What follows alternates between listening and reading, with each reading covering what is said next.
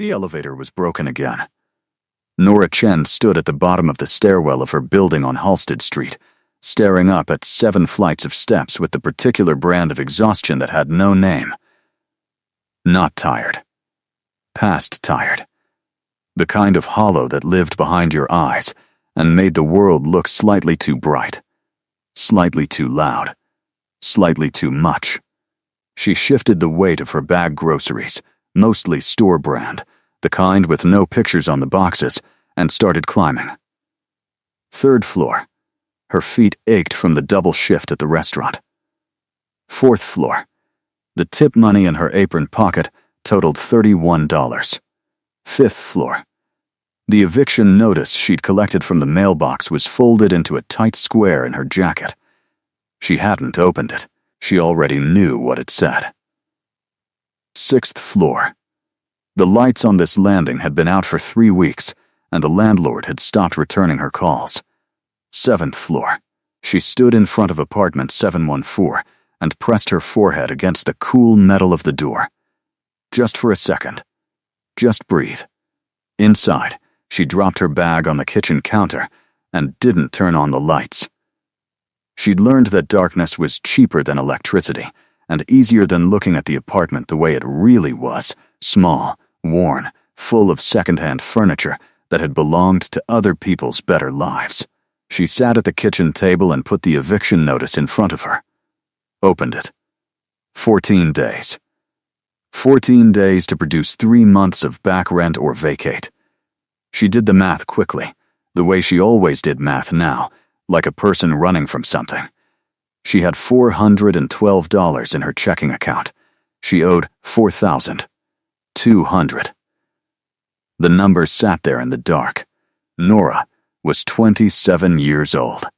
She had a degree in graphic design that had cost her $60,000 and gotten her a series of internships that paid in exposure and a restaurant job that paid in cash. She had no family in the city her parents were in Phoenix, and calling them meant explaining, and explaining meant admitting, and admitting meant hearing the particular silence her mother made when she was trying not to say "I told you so."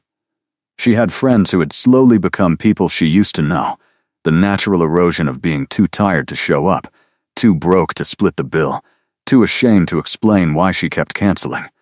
She sat in the dark for a long time. Then, she opened her laptop. The ad was still there. She'd found it 3 days ago, had closed it, had come back to it twice, had talked herself out of it both times. It sat in a folder she'd titled, with grim humor, absolutely not. The website was clean and minimal, no photographs, no names, just text on a white background. Seeking one individual for a single evening arrangement. Attendance required at a formal private event. No personal details will be exchanged. No contact afterward. Compensation: $10,000 deposited upon arrival. She had read it so many times the words had lost their shape.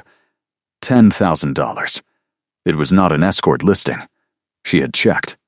Had read the fine print 3 times, had searched the host organization's name, and found it attached to a series of legitimate charity events and real estate holdings, and the kind of old money that didn't need to advertise itself. The arrangement was simple. Attend an event. Play a role. Leave. A companion for an evening. A placeholder. She told herself she was just going to look at it one more time. At 11:45 p.m., she sent the inquiry. At 11:47 p.m., she received a reply. The details were sparse. A car would collect her the following evening. She should wear something formal. She would be briefed on arrival. The $10,000 would transfer upon entry. If she chose to leave at any point during the evening, she was free to do so, and $500 would be provided for her time regardless. It was the last line that made her believe it was real.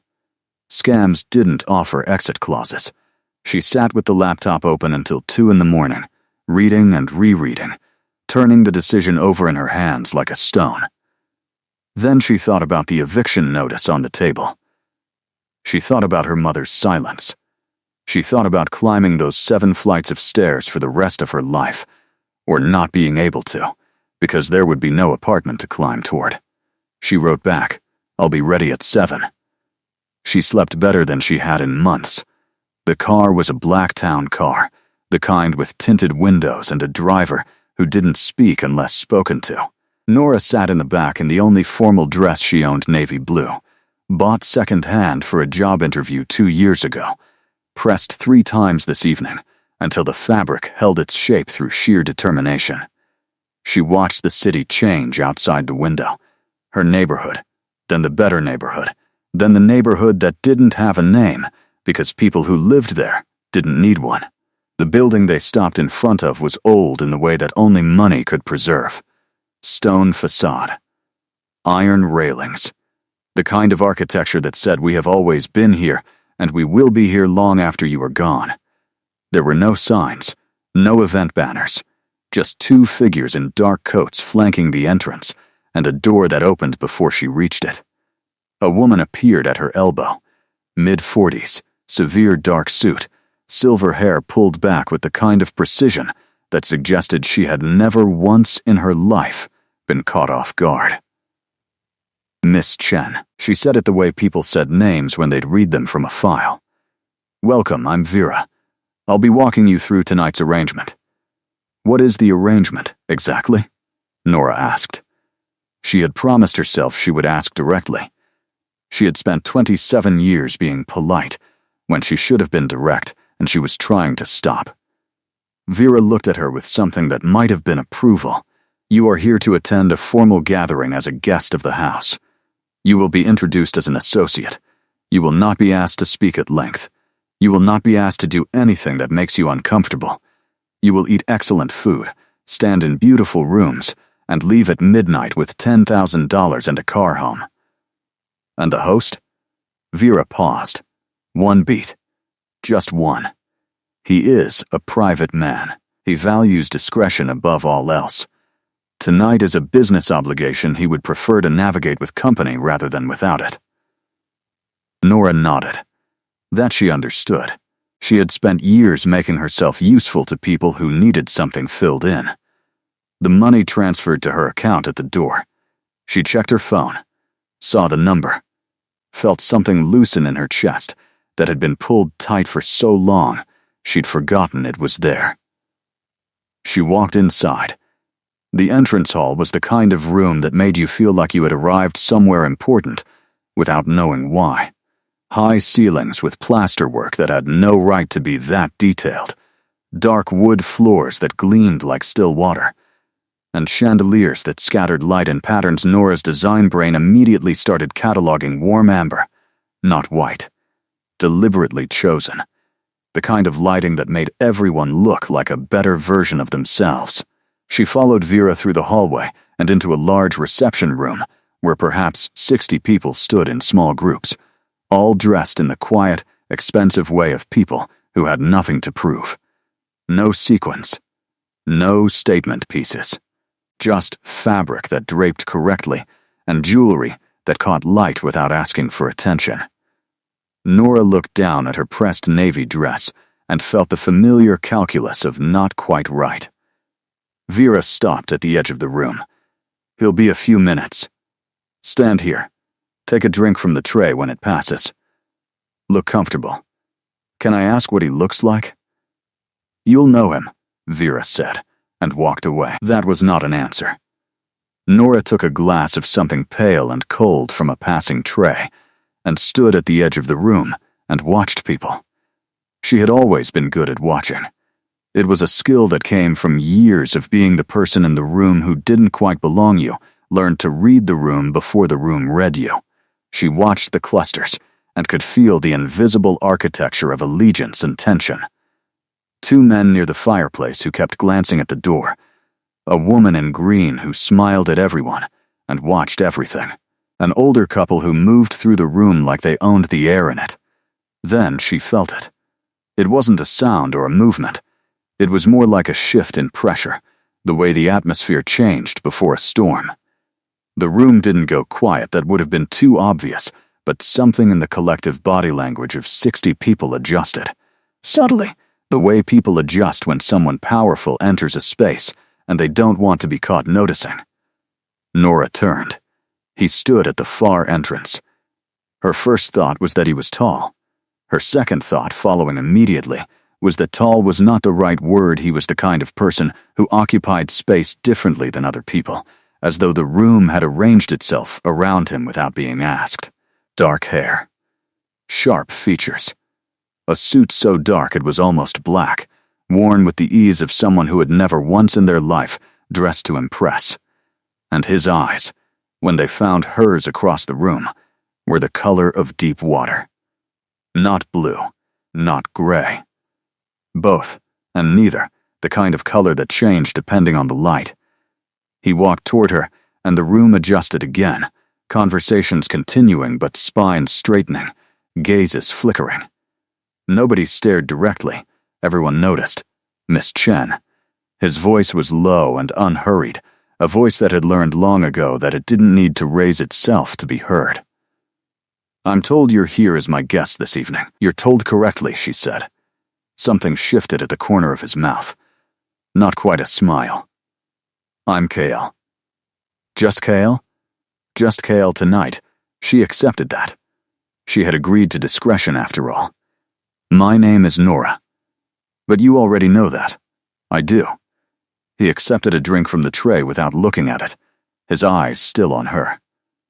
"I appreciate you coming on short notice.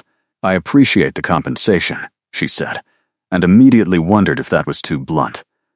But he smiled then, a real one, brief and slightly surprised, and she decided she had been right to be direct. The evening moved in the way of formal events slowly, and then in rushes, punctuated by conversations Nora participated in, with the surface of her attention, while the rest of it kept returning to Kyle. He was, she noted with professional detachment, extraordinarily good at rooms. He said little. He listened in a way that made people feel chosen. He had the gift of stillness, the ability to remain motionless while everyone around him moved, and to make that stillness feel like attention rather than absence. He stayed close to her. Not crowding there was always an arm's length of space, but present, in the way of someone who had decided she was his orientation point for the evening. At one point, a man with silver cufflinks and the smile of someone who charged by the hour approached and said something to Kale in a low voice that Nora couldn't hear.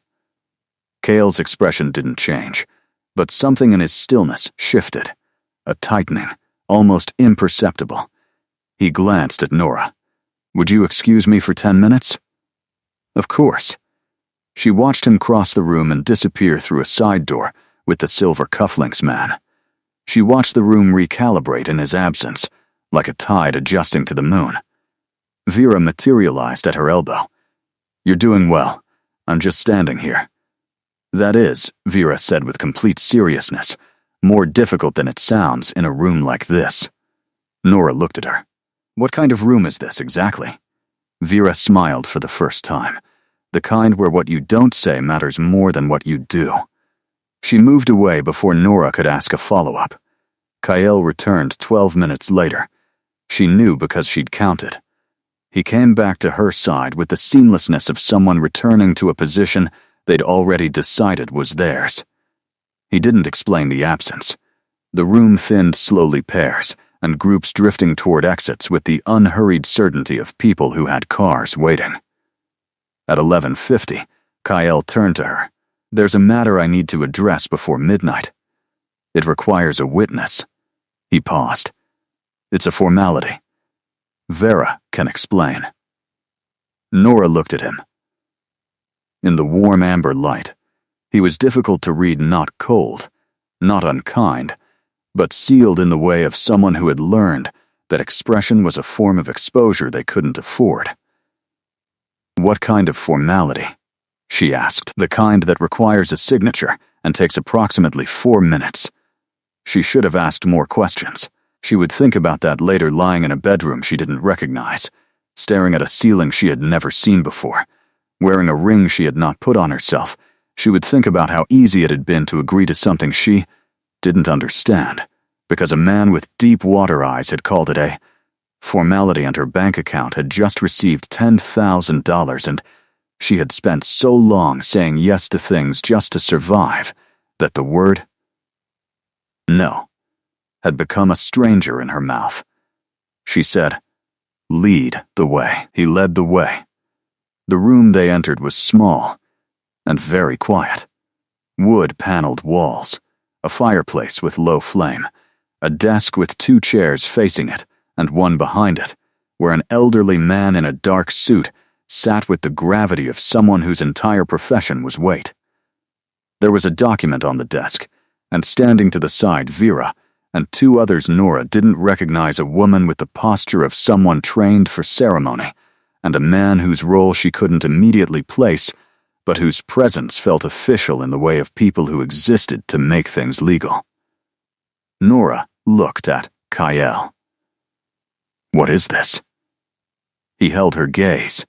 His voice, when he spoke, was even, controlled, the voice of someone delivering information they had carefully organized. "I need to explain something to you," he said, "and I need you to understand that what I'm about to tell you is the truth, and that you are free to leave this room at any point. The car outside will take you wherever you want to go." She waited. Her heart was doing something unusual. Not racing, more like clarifying, the way it sometimes did when she was standing at the edge of something she didn't understand, and her body knew it before her brain caught up. He said, "I am the head of a house. In the tradition of my family, and it is a very old tradition, certain agreements are made through formal ceremony. Tonight was not merely a social occasion. It was an assessment. An assessment. Yes." She looked at the document on the desk. Of what? Of suitability. His jaw tightened, just slightly. I realized that is not a comfortable word. She almost laughed. It wasn't funny, but the alternative was panic, and she had always chosen almost laughter over panic as a survival strategy. "You assessed me, without telling me what you were assessing me for. I arranged the event. I provided the compensation regardless of outcome. You had full freedom to leave. That's not the same as informed consent. No, it is not. And I owe you an apology for that." He said it plainly, without decoration. The apology was short and complete, and it caught her off guard because she hadn't expected it, and her body didn't know what to do with things she hadn't expected. She looked at the document again. What does it say? "It is a formal agreement, a binding one, by the laws of my house. It documents a union between 2 parties."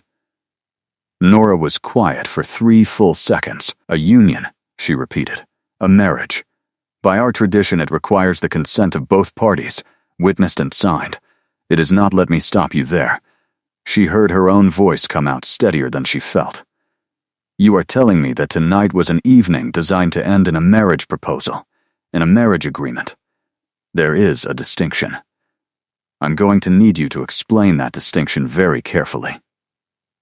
He did. He spoke for several minutes, his voice steady and meticulous, laying out the architecture of something that was so far outside Nora's frame of reference that she had to listen the way she listened to foreign films, not catching every word, but tracking the emotional shape of what was being communicated.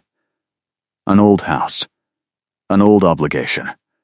An heir who had delayed this particular duty for longer than was conventional. An agreement that, once signed, would provide the other party with legal protection, financial security, a formal standing, and that could, if both parties agreed, be dissolved in 7 years by mutual consent. 7 years, she said when he stopped. 7 years is the minimum term under our law. Your law. Yes. She sat down in one of the chairs in front of the desk. Nobody had told her she could sit, and nobody told her she couldn't, and she needed to be lower to the ground because the room was doing something strange. He waited. He was, she would notice later, very good at waiting. Most powerful people weren't. They filled silence with more talking, with pressure disguised as conversation. He simply stood and let her think, and didn't try to manage what she was feeling with his words. She said, What does your family do? A pause. Then, many things. For a very long time. Are you dangerous? Not to you. She looked at him. In the firelight, his eyes were more gray than blue, and there was something in his face that she was beginning to read, not warmth, exactly, but the deliberate suppression of something that could have been warmth, held back the way you held a door barely open. He was afraid, she realized. Not of her. Of the answer she was about to give. She thought about the eviction notice. She thought about $4,200 and $412 in the bank. She thought about 7 flights of stairs and a degree that cost $60,000 and $31 in tips. She thought about the city outside, massive and indifferent, full of opportunities that cost money to reach. She thought about the word no and how it had become a stranger in her mouth. She looked at the document. 7 years, she said again. Yes, and after 7 years, you may leave, with a full settlement, formal release, and no further obligation. And if I don't want to leave after 7 years? He looked at her for a long moment. That, he said carefully, would be a different conversation. She picked up the pen. She told herself it was practical. She told herself she was not a romantic and never had been, and this was a transaction, clear and bounded, like a lease agreement or a contract with her bank. She told herself that the way he had stood and waited without pressuring her meant something, even if she couldn't name what it meant yet. She signed the document. The elderly man behind the desk countersigned. The witnesses signed. Vera produced a ring from somewhere dark metal, a single stone the color of deep water, exactly the color of his eyes, and Kael slid it onto her finger with the careful solemnity of someone performing an act they understood the weight of. The room was very quiet. Nora looked at the ring on her hand. Then she looked up at him. So, we're married, she said. We are. What happens now? He looked at her with those deep water eyes, and for the first time all evening something moved in them that she couldn't categorize. Now, he said, you come home. Home was not an apartment building. Home, as it turned out, was a compound on the northern edge of the city that Nora had driven past on the expressway 100 times without ever really seeing a property screened from the road by a dense line of old trees, visible only as glimpses of stone and dark windows between the trunks. Up close, it was a manor house, the kind that existed in period dramas and the architectural history books she'd used in college. 3 stories, stone that had gone dark with age and weather, windows that were taller than necessary and deeply set, like eyes under heavy brows. The car pulled through iron gates that opened without anyone visibly operating them. Nora sat in the back seat with the ring on her hand and watched the house approach. Kael sat beside her. He hadn't touched her since the ring, hadn't crowded her, or leaned in, or done any of the things that fear had been quietly preparing her for on the drive. He sat at a careful distance and looked out his own window and allowed her the space of her thoughts, which were moving very fast and in several directions simultaneously. The car stopped. Vera was already at the door impossibly. She had been at the manor and yet she'd been at the event, which meant either there were 2 Veras or she'd arrived by a route faster than the car, and Nora filed that question away in a category she was building in her mind called Things I Need to Understand. This way, Vera said. I'll show you to your rooms. Your rooms. Not your room. Which Nora noticed. The inside of the manor was not what she'd expected. She had been bracing herself for cold stone floors, tapestries, the gothic gloom of money so old it had stopped trying to look modern. Instead, it was warm. Real warmth, from fireplaces she could hear and feel, and the light throughout was amber and low. Similar to the event, someone had decided long ago that this house would be lit as if it were always late evening, and had committed to that decision with the thoroughness of principle. The rooms Vera showed her to were on the 2nd floor. A sitting room, a bedroom, a bathroom with a deep tub and towels folded with the precision of a hotel that had never lowered its standards in its entire existence. Your things will arrive tomorrow. Vera set a key on the table by the door. Breakfast is served from 7. There are no locked doors in the common areas. His Majesty will speak with you in the morning. His Majesty, Nora repeated. Vera's face offered nothing. Sleep well, Miss Chen. She was gone. Nora stood in the center of the sitting room and turned very slowly, taking inventory the way she always took inventory of unfamiliar spaces, exits first, then light sources, then the details that told you who lived here and how. The sitting room had books on 2 walls, floor to ceiling, the kind of books that had been read and returned imprecisely, spines at slight angles, some turned backward, a desk by the window, a chair near the fire that had been sat in so often the fabric had shaped itself to a body, fresh flowers on the table, white, the kind that smelled clean without being sweet. Someone had prepared this room for a person. She went to the window and looked out. The grounds in the dark were enormous, trees and what looked like gardens, and, far to the east, a wall. Not a fence. A wall. The kind built by people who understood that the difference between a fence and a wall was a statement about permanence. She sat on the edge of the bed. She was married. The word was strange in all the ways you would expect, and also in ways she hadn't anticipated. She had imagined, in the abstract way of someone who had been too busy surviving to think concretely about the future, that if she ever married it, would be a choice made with her whole self, in a direction she had walked toward for a long time. Not a pen on a desk. Not a firelit room with an elderly man in a dark suit and a ring the color of deep water. Not a man whose last name she did not know. She looked at the ring. It was heavier than it looked. The stone caught the firelight and held it in a way that normal stones didn't, and she turned her hand to watch the light move and told herself she was just tired and the light in this house was unusual, and that was all. She did not sleep for a long time. When she did sleep, she dreamed about deep water, not drowning, not afraid, just standing at the edge of something vast and looking at the surface, and knowing, with the certainty that only dreams provided, that what was underneath was not what she expected.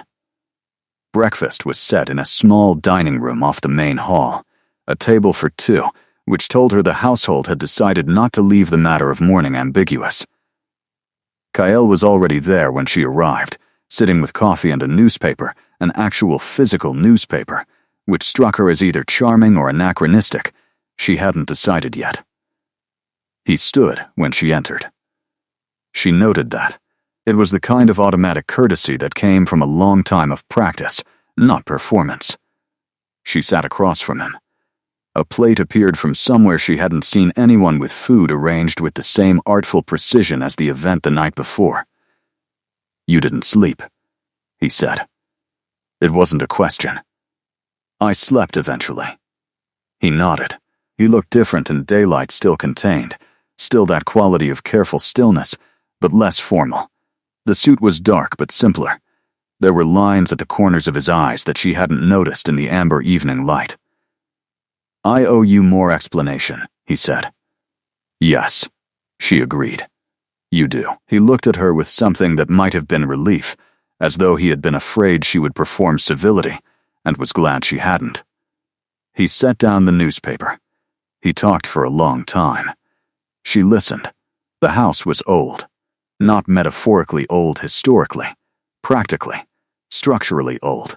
The kind of old that predated records and existed in the spaces between official histories. His family had always been what they were. The human world moved around them, and they moved carefully through the human world, and the arrangement had held for longer than modern cities had existed. She let him talk until he reached a natural pause. Then she said, "What are you?" He looked at her directly. He said the word simply, without ceremony or drama, in the same voice he would have used to say the sky was dark or the fire was warm. She sat with that for a moment. She said, "I need more coffee." He poured it for her himself. She spent the first week learning the house. Not because anyone told her to, no one told her to do anything, which was itself a form of information, but because she was a person who managed unfamiliar territory by mapping it, and the manor was unfamiliar in ways that went beyond its size. It was alive with routines she didn't understand yet, organized around a set of internal logics she could sense but not read, like a language she could hear but not translate. She walked the common areas every morning before breakfast. Library enormous, floor to ceiling, books in languages she recognized and several she didn't, organized by a system that wasn't alphabetical and wasn't chronological, and took her 3 days to decode before she realized it was organized thematically by emotional register, which told her something significant about the person who had organized it. Drawing room with windows facing east. Formal dining room clearly never used. A conservatory at the back of the house, filled with plants that grew with the aggressive confidence of things that had never been told they might not survive, and staff who moved through all of it with the efficiency of a theater company mid-performance, present when needed, invisible when not, communicating through a network of awareness she couldn't see. Kyle was present at breakfast and occasionally at dinner, and available, she understood. In between, she had only to ask Vera to locate him, and Vera would produce him within a reasonable interval, though she tried not to think of it that way, because it felt like summoning. Their conversations were careful at first, structured, almost the architecture of two people who understood they needed to know each other, and were approaching that necessity with the professionalism of people who had agreed to a contract. He told her things in increments. The history of the house. The structure of his world not hidden from the human world, exactly, but existing alongside it in a parallel register, and the relationship between the two was managed through old agreements and careful distance, and the kind of discretion that had kept the arrangement intact for centuries. There were others, other houses, other old families, other arrangements that had evolved or dissolved or held, depending on the character of those maintaining them. And there were those who didn't maintain them, who believed the old agreements were constraints rather than protections, who had in recent years been testing the edges. "Is that why you needed a witness last night?" she asked one morning. At the signing. Not just a formality witness. He looked at her across the breakfast table. She had learned by now that he gave himself a moment before answering anything that mattered, not to stall, but to think he was exact with his words in the way of someone who had learned that imprecision was a form of damage. The signing was real in every sense, he said. But yes, there are those who would contest an agreement made without witnesses. It needed to be unambiguous. Because of the testing at the edges. Yes, she considered this. So I'm not just a wife. I'm a declaration. He was quiet for a moment. Then, I should have told you that, clearly. You should have told me everything clearly. Yes. He kept saying yes to the things he'd done wrong, and she kept waiting for him to find a way to reframe them, and he kept not doing it, and she found that the honesty sat uncomfortably in her chest because it was easier to be angry at someone who was defending themselves. She asked, after 10 days, "May I work here? I have a laptop. I freelance in design. I'm not going to," she paused, "disappear into the house. I need work." He looked at her with what she was beginning to recognize as the version of his face that meant he was recalibrating something. "Of course," he said. "Whatever you need." Then, after a moment, "You said, disappear into the house." "Yes." He turned his coffee cup in his hands. "Some who come here do." "The house is consuming?" I was going to say persuasive. He looked faintly uncomfortable in the way of someone naming a thing they'd been aware of, but hadn't said aloud before. "It is very good at becoming the whole world if you let it." She filed that away alongside everything else she was filing away, in the category of things that were important to understand and were still becoming clear. She set up a workspace in the library. Not the desk by the window in her rooms, which felt too private, too much like she was retreating. The library had a large central table, and the light was good in the afternoons, and the books created a kind of structured company that she found studying. She worked on her freelance projects, a logo for a small restaurant group, a brand identity for an architectural firm, the quiet, steady work of someone who had learned to keep income unpredictable at bay with volume. Kyle found her there on the third afternoon. He stood in the doorway for a moment. Before she noticed him, she always seemed to notice him a beat after he appeared, as though her awareness of him was calibrated slightly differently than her awareness of other people. He had a book under one arm, and he looked at her workspace with an expression she couldn't immediately read. "You're using the center table. Is that all right?" He crossed to one of the armchairs near the fireplace and opened his book. "It's my preferred spot for afternoons." He said it without inflection. "But I can move." "You were here first." She started gathering her things. "No. Stay." He was already seated, already reading. She stayed. They spent the afternoon in parallel, the only sounds the fire and the occasional page turning, and, outside, the wind moving through the old trees. It was the most comfortable she had felt since arriving, not because anything had been resolved, but because they had found, without negotiating it, a way to be in the same space without requiring anything from each other. She was a person who needed solitude to function and had always found shared silence rare. He appeared to be the same. She noted this. She noted a lot of things about him, assembling them carefully, the way she assembled reference material for a design project, building a picture from pieces before she had to commit to interpretation. It was Vera who told her about the others. Not directly. Vera was not a direct person, or rather she was a person who delivered information at angles, letting you turn it and hold it yourself until it resolved into meaning. She came to the library one afternoon when Nora was alone and set a tea tray on the end of the table and said, without preamble, "There will be visitors at the end of the week." "What kind of visitors?" "Representatives of 2 other houses. They come periodically when a significant change occurs within a house." She paused. "Your arrival constitutes a significant change." Nora looked at her. "Will they be a problem?" Vera poured the tea with the precision of someone performing a ritual. "Some of them will look at you and see an opportunity. Some will look at you and see a complication. A few may look at you and see nothing at all, which is in its own way the most dangerous response. Why? Because it means they've already decided what to do about you, and don't feel the need to assess you first." Nora wrapped her hands around the teacup. "What do they want from him?" "From His Majesty." Vera corrected with a gentle weight on the pronoun. "Various things.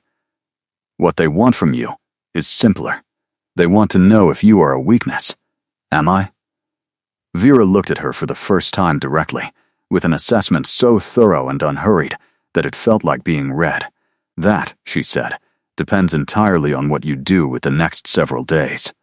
She left the tray and left Nora with the tea and the fire and the knowledge that the house had just shifted around her in a way that was going to require her to shift with it. She found Kale that evening. He was in a room she hadn't been in before, a kind of study adjacent to the main hall, with maps on the walls and a long table covered in documents that he was moving through, with the focused efficiency of someone doing work that was also a form of managing anxiety. He looked up when she entered, and she saw the slight reconfiguration of his expression, the thing he did when she appeared unexpectedly, which she had started to think of as a kind of recalibration. "Vera told me about the visitors." He set down the document in his hand. "Yes, I was going to tell you this evening. Tell me now." He told her. The structure of it was political in the way that things are political when they are also personal. The visiting houses were not enemies, exactly, but they operated on a logic of advantage, always measuring the balance of power between the great families, always ready to shift allegiance toward strength and away from exposure. His decision to formalize a marriage to a human, to someone unknown, quickly and without the long consultation that such decisions conventionally required, had created conversation. The visitors were coming to assess the decision, which meant they were coming to assess her. What do they need to see? She asked. That you are a person of substance, he said. Not in wealth. Not in history. In character. She thought about that. How do I show character to people who are looking for weaknesses? He looked at her steadily. You don't perform it. You don't try to impress them. You remain exactly what you are. He paused. The question is whether who you are will be enough. She could have been offended by that. She chose not to be, because it wasn't unkindness, it was accuracy. He didn't know yet who she was in any full sense. Neither did she, entirely, in this context. Who do you need me to be? She asked. He shook his head, and for the first time she saw something unguarded in his face, something that wasn't the careful management of impression, but was instead just him. Just the thing underneath all the stillness. I don't need you to be anyone other than what you are. I made that mistake once before, he said. Asking someone to be something for the house rather than for themselves. I don't intend to repeat it. The sentence sat in the air between them, and she wanted to ask about it, but the shape of the conversation didn't allow it yet. So she left it there and stored it in the category of things she was building toward understanding. I'll need to know the specific dynamics before they arrive, she said instead. Who defers to whom? Who is looking for what? I'm a designer. I work in context. Give me the information and I'll figure out how to show up. He looked at her for a long moment. Then, he picked up his document and moved it aside and pulled out a chair across from himself and said, "Sit down." She sat. He talked for 2 hours. She listened, asked questions, took mental notes with the efficiency of someone who had trained herself to retain what she heard, because she'd never been able to afford to miss information.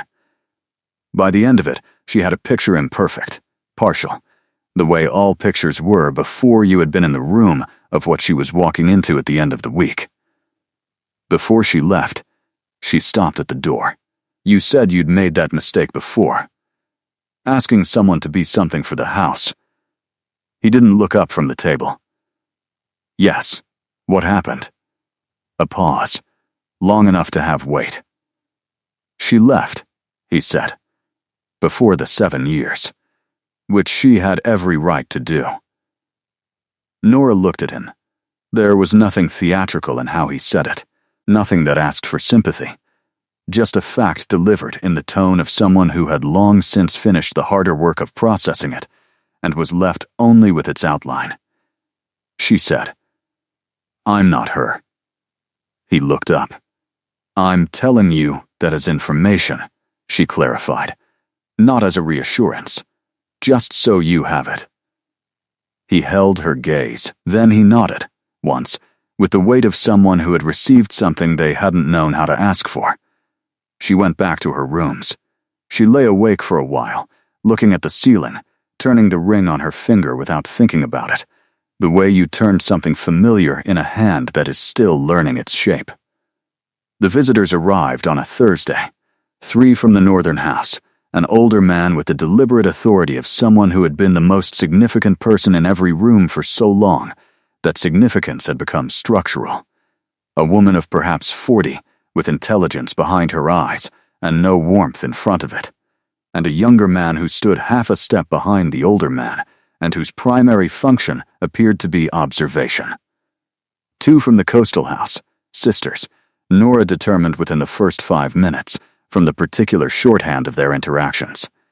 The older was formal in the way of someone performing formality from habit.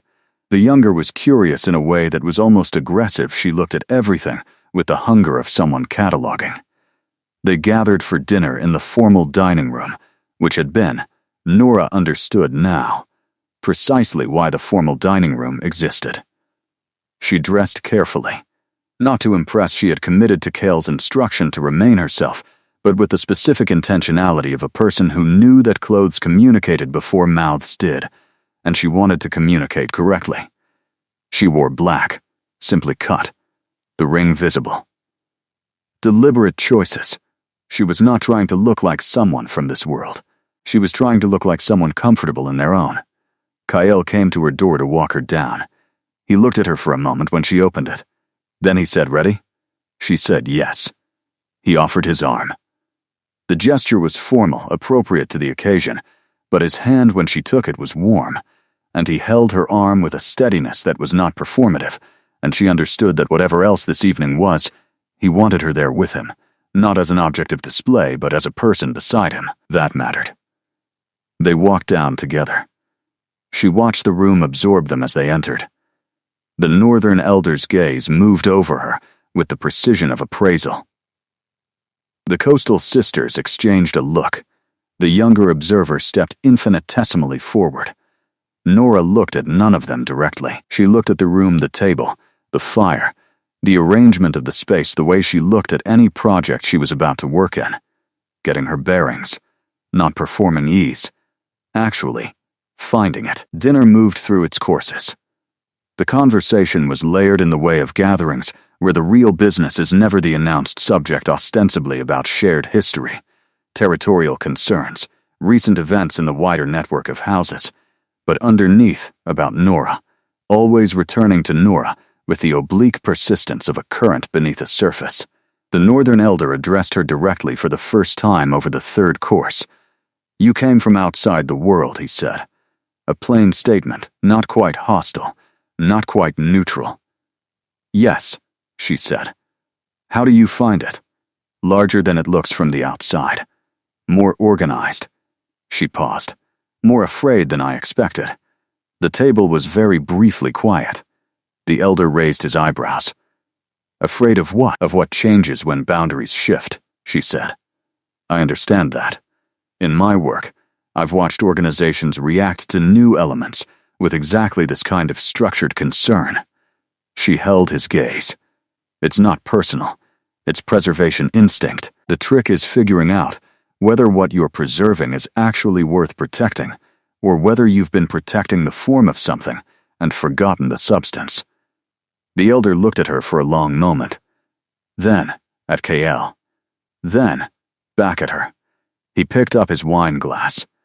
The younger observer, she noticed, had written nothing down, but was very still in the way of someone recording. The coastal elder was more direct. She waited until after dinner, in the drawing room, when the groups had loosened their formation and people were moving more freely, and she found Nora near the window and stood beside her with the particular posture of someone who had chosen this positioning deliberately. "You're practical," she said. "I try to be." Not what they expected. What did they expect? Something softer, someone he could manage easily. Nora looked at the woman. "And is that what you expected?" A pause. "Then, I expected someone who didn't know what she'd agreed to." The woman's voice shifted. Just slightly. "I was wrong about that. I didn't know everything when I agreed," Nora said honestly. "I still don't. But I know enough to know that not knowing everything doesn't mean you can't make decisions. You just make them with what you have, and you stay honest about the gaps." The woman looked at her with an expression that for the first time that evening was not assessment. It was something cleaner. Something closer to respect. She moved away without another word. Kyle found Nora at the window an hour later. The evening was winding down. Coats were being retrieved. Cars called. He stood beside her, and they watched the visitors make their exits with the elaborate ceremony of people who never simply left a room. When the last car had disappeared down the drive, he said, "That went well." "Did it?" "The elder from the north thinks you're dangerous." He said it neutrally. Diagnostically. "Is that bad?" He considered. In this world, dangerous is not always a disadvantage. It depends on the direction of the danger. She looked at him sideways. "What does he think I'm dangerous to?" He was quiet for a moment. "I think he hasn't decided yet."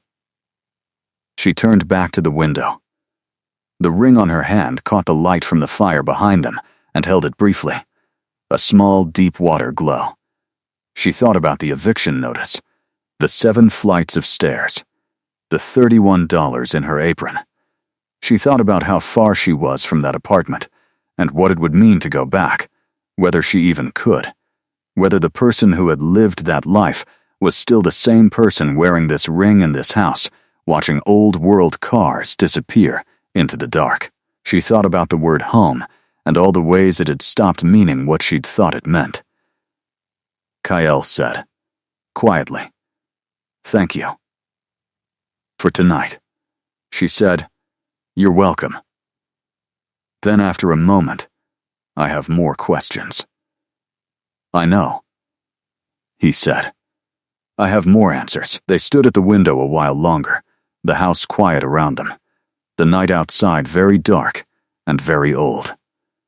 3 weeks into her life at the manor, Nora found the garden. Not the formal gardens she could see from the upper windows, those she'd known about, the manicured geometry of boxwood and stone paths. This was something else. Through a door at the back of the conservatory that she'd assumed was a utility entrance, a stone path led into what had once been a kitchen garden and had become, over what she estimated to be decades of selective neglect, something between a wilderness and an archive.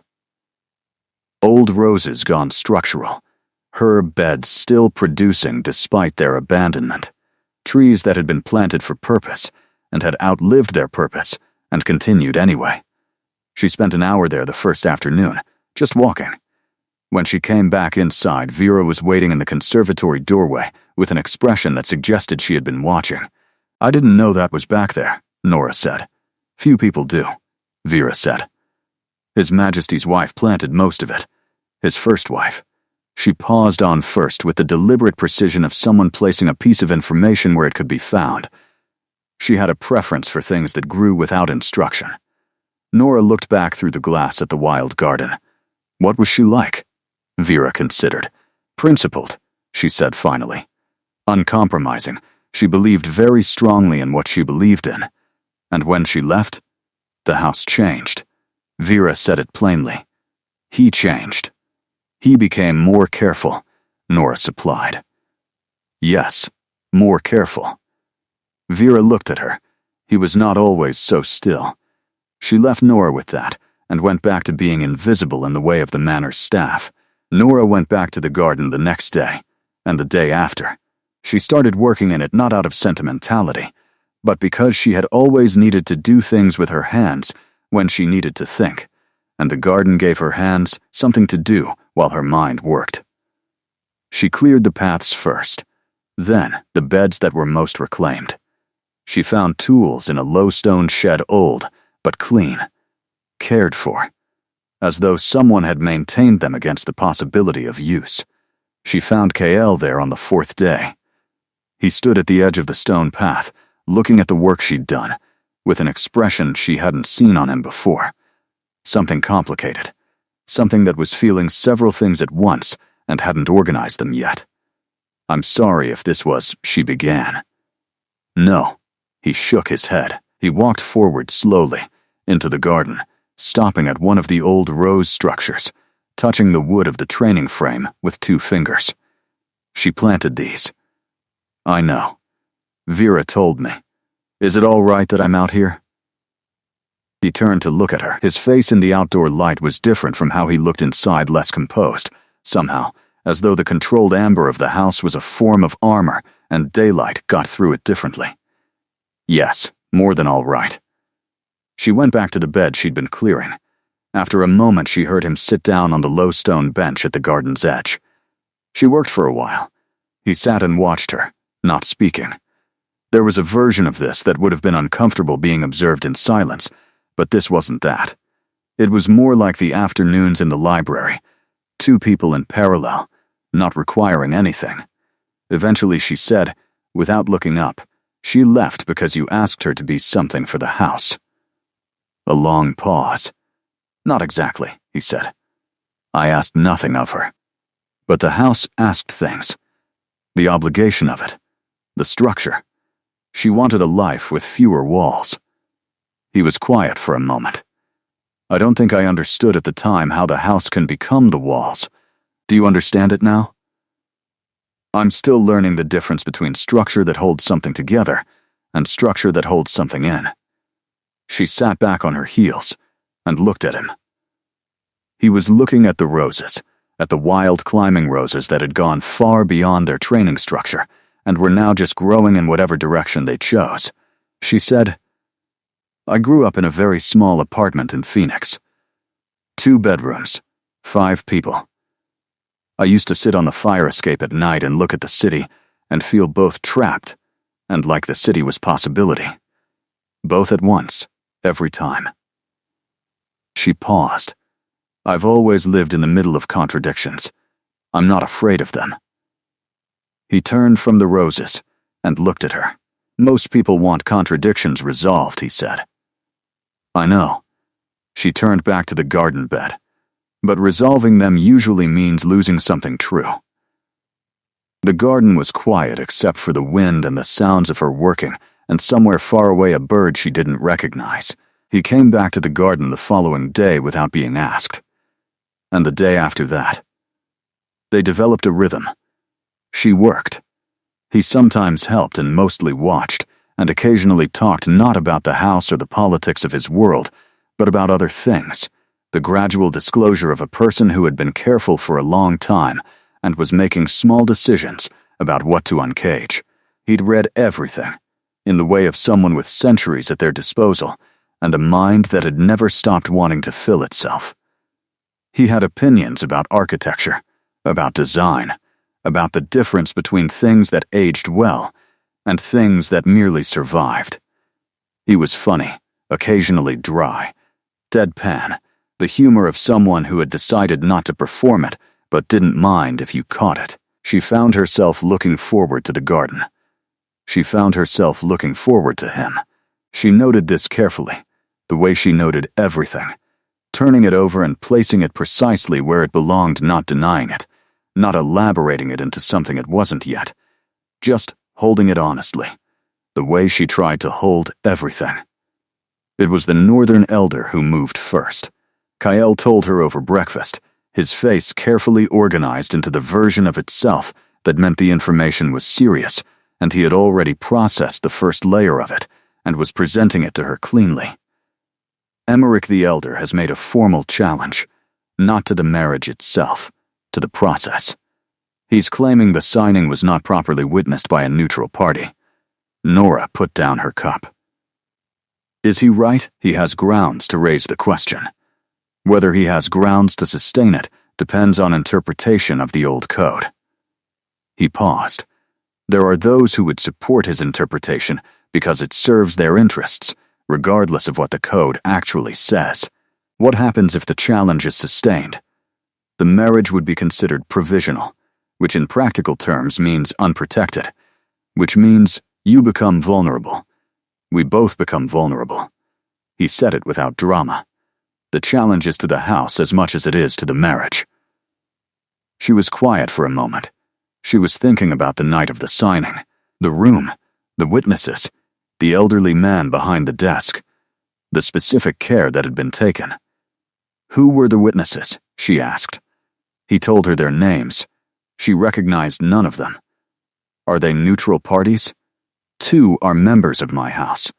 1 is an independent arbiter licensed under the old code. He paused. It is the 3rd that Emmerich is contesting. The independent arbiter. Yes, his status is being challenged on a technicality. She looked at him. What kind of technicality? A bureaucratic one. The certification of his license to act as arbiter under the code requires renewal every 50 years. His last renewal was 49 years and 11 months ago. Emmerich's legal team is arguing that the renewal had not yet occurred at the time of signing. Nora stared at him. 1 month. Less than 1 month. She made a sound that was not quite a laugh. That's incredibly thin. It is thin. He met her gaze. But thin doesn't mean ineffective. In old code challenges, the process itself is the weapon. The longer it runs, the more expensive in terms of political capital, the more opportunity for those on the fence to find reasons to side with the challenge rather than against it. She pushed her plate aside. Tell me everything you know about the old code. He told her. It took most of the morning. She spent the afternoon in the library, not designing, reading everything in the section she'd identified on the third day as organized under the emotional register of obligation, which turned out to be legal texts, histories of precedent, records of old challenges, and their resolutions. She had no training in this. She had a graphic designer's eye for structure and a lifetime of managing systems by understanding what they were actually for beneath what they claimed to be for. At 5 o'clock, she had 3 pages of notes. She found KL in the study. "The challenge isn't about the witness," she said. He looked up. "The technicality is a vehicle." She sat down across from him and put her notes on the desk between them. "Emmerich isn't interested in the marriage process. He's interested in the precedent. If he can establish that your decisions can be challenged on procedural grounds, he creates a mechanism. He uses it once, and it doesn't need to succeed. He just needs it to establish that it can be used." KL was very still. "So if you fight it on the technicality," she continued, "you're playing the game on his terms. You're arguing about the license renewal date, which is an argument you might win and might not, and either way you've established that his mechanism works." He looked at her. "What would you argue instead?" She met his eyes. "You don't argue the process. You argue the substance. You agree that process matters, you honor that concession, it costs you nothing, and then you demonstrate that the substance of the signing was so comprehensively witnessed that the procedural question is moot. You don't defend. You expand." A long silence. "You call additional witnesses," she said. "Anyone who was present at the event who can confirm the agreement was made publicly and in good faith. You file that testimony independently of the formal signing documentation. And then you ask the code authority, not Emmerich's legal team, to rule on whether the expanded testimony constitutes sufficient substantiation." He leaned back in his chair very slowly. "You strip the technicality of its power," she said, "by making the evidence so broad that no single point of procedural failure can invalidate it. You're talking about outflanking him. I'm talking about design." She tapped her notes. "When a system has a point of failure, you don't reinforce the point of failure. You build around it until the failure point is no longer load-bearing." He looked at her across the desk, and in his expression she saw the thing she had been watching form slowly over the past weeks, the careful uncaging. The shift in the quality of his attention from assessment to something else. Something that didn't have a name yet, but was moving toward one. "How do you know how to do this?" he said. "I don't," she said honestly. "I know design. The logic is the same." He held her gaze for a long moment. Then he picked up his pen. They worked until midnight. The code authority ruled in 48 hours. Expanded testimony substantiated. Procedural challenge insufficient to invalidate substance of agreement. The ruling came in language so dense and formal that it took Nora 2 readings to be certain she'd understood it correctly. But the meaning was clear. Emmerich's challenge had failed. Kyle received the ruling in the study, read it twice, set it down. He looked at Nora across the table where they'd worked for 2 days straight, on coffee, and the particular sustained energy of people who are doing something that matters. He said, "It worked." She said, "Of course, it worked." And then, because she was exhausted and the relief was flooding through her in a wave that was unexpectedly physical, she laughed a real laugh, unguarded, the kind that surprised her by arriving. He looked at her when she laughed, and his face did the thing it had been increasingly doing, the uncaging, and he smiled. A real smile. Not brief, and slightly surprised the way his smiles had been at the beginning. A full one, unheld, and she saw in it the person he was when the careful management fell away, and he was warm and sharp and present, and she felt the ground shift under her, in a way that had nothing to do with fear. She stopped laughing. They looked at each other across the table. Neither of them moved. He said, "Quietly, Nora." She said, "I know." Because she did know, had been knowing for some time, in the incremental accumulating way she knew things, pieces arriving and being placed, and building into a picture that was becoming impossible to look at as anything other than what it was. She said, "I'm not going to pretend I don't feel what I feel, but I also need to tell you that I'm not staying because I feel it. I was staying before I felt it." He looked at her steadily. "I know," he said. "That's exactly why it matters." She came around the desk. Not performed, not romantic in the constructed sense, just movement, a decision, the body doing what it had been arguing for long enough.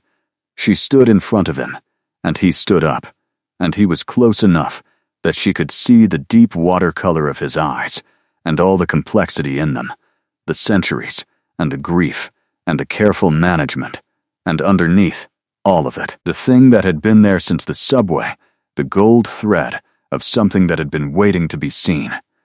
He raised his hand and touched her face. The same deliberate care he applied to everything, permission in the movement, choice in every millimeter of it.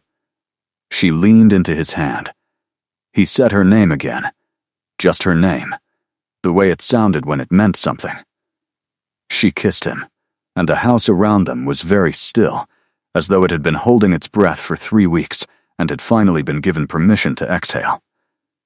They talked for a long time after, in the low firelight of the study, the ruling on the table forgotten, the world outside the windows dark and quiet.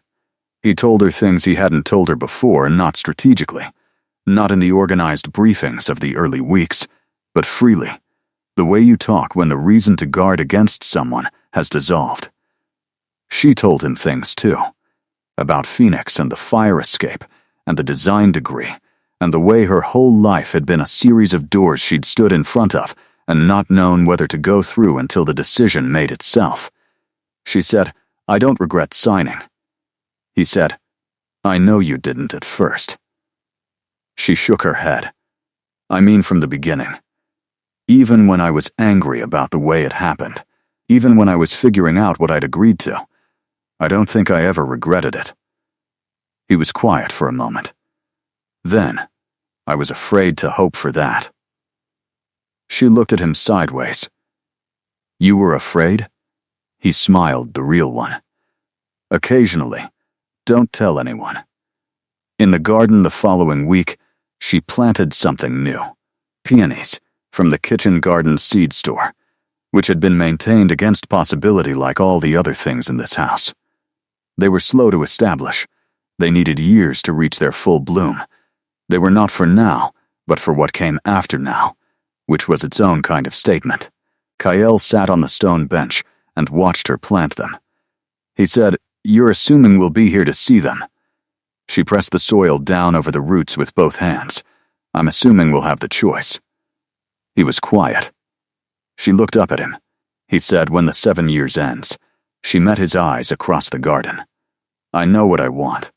She paused. "I want you to know that before you ask, so it doesn't feel like an answer to a question. It feels like what it is." He looked at her with the full depth of those deep water eyes, and she saw in them the thing she had been watching grow, the settled warmth of someone who had stopped bracing against the good thing and was finally, carefully, beginning to let himself have it. He said, "I want you to know the same."